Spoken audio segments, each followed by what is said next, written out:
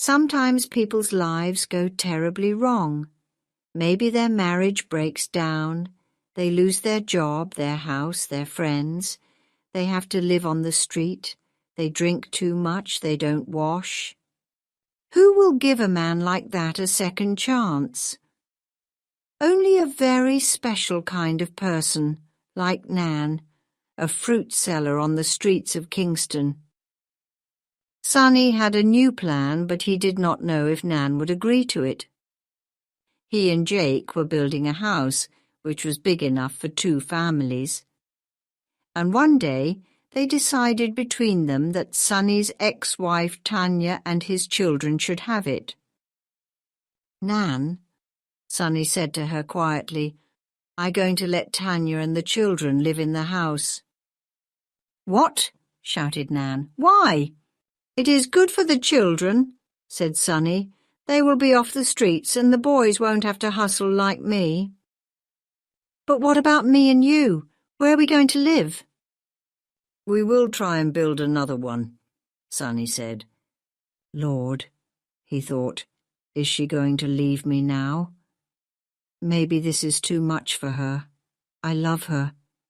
I hope she understands what I'm trying to do." "So," Nan said slowly, "you tell Tanya already? I said something about it." Sonny looked away from Nan's eyes. "She agrees because it would be good for the children. I don't want my daughters living and dying like dogs on the streets of Kingston. And I don't want my boys carrying guns and selling drugs. I want them to have a place to live, Nan, a place where they can study their books and have a better life." "It is a hard thing you ask, Sonny," Nan said quietly. Sonny was a good man, and Nan trusted him. But she could not understand why he still cared about his ex-wife Tanya. Why can't he have a clean break with this woman, she thought. Tanya ruined his life. She went with other men, and she kicked him out on the street. And then she sold all his things. Nan remembered the day when she first met Sonny, a day that changed her life. He was just a street man, a drunkard, and so dirty.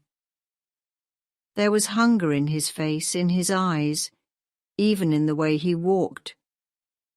She watched him for a while, then called out to him. "Old man, come here. You hungry?" "Yes, Mom." What kind of a street man was this, she thought. Nobody ever called her Mom. That wasn't a word people said to women who sold fruit on street corners. They usually called out old girl, or something worse like Dutty Skeetle. It felt good to be called Mom. She took some of her fruit and gave it to him. "Thank you, miss," he said. "I'm very grateful." He came by every day after that, and every day she gave him some fruit. Then one day she took him to the church on Harbour Street, which helped street people with their drink problems. They agreed to help him and took him in. 2 months later, a clean, tidy man in a light brown suit stopped by her stall and said, "How are you, madam?" He gave a big smile, showing his white teeth. "Here's something for you," he said, and held out 2 $1,000 bills. "Thank you," Nan said, "but why are you giving me so much money?" "You helped me when I needed someone," he said quietly. "You brought me back to life." Nan stared at him, not understanding. "I was that old drunkard on the streets," he explained, "and you gave me food every day." "What?" said Nan.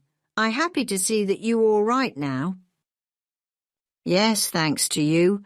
I now have a job with the town council, you know. I drive the garbage truck." Nan smiled happily. She went on smiling for the next year and a half. She felt young again and full of hope.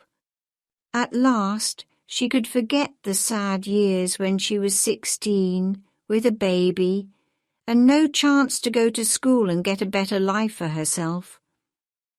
She and Sonny started living together, and now they were planning to get married and have a home of their own. She decided to give Sonny this one thing, and to give it freely because she trusted him. "Okay, go on," she said to Sonny. "Let them live in the house, and we will work together to build our own." Sonny put his long arms around Nan's comfortable body and pulled her close.